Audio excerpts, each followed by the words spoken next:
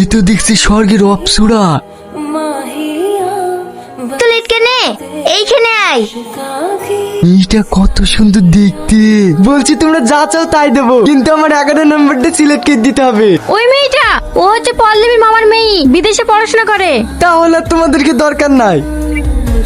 আমার একটা কাজ করে দিতে হবে। কি বলবো তাড়াতাড়ি বলো। তোমার পাশে বসে আছে মনে হয় বোনের সাথে আমার প্রেম লাগিয়ে দিতে হবে। তুমি যদি এই কাজটা না করে দাও তাহলে তোমার আমার ব্যাপারে ভাইকে সব বলে দেবো। তুমি কি পাগল? তুমি একটু সাইডে আসো। কাজটা করে দিবা কিনা তাই বলো। না আমি পারবো না। তুমি জানো ওকে, ওর বাপ পুলিশ অফিসার। তুমি শুধু একবার পরিচয় করে দাও, তারপরে ও পছন্দ করে কি করে না আমি দেখি নেবো।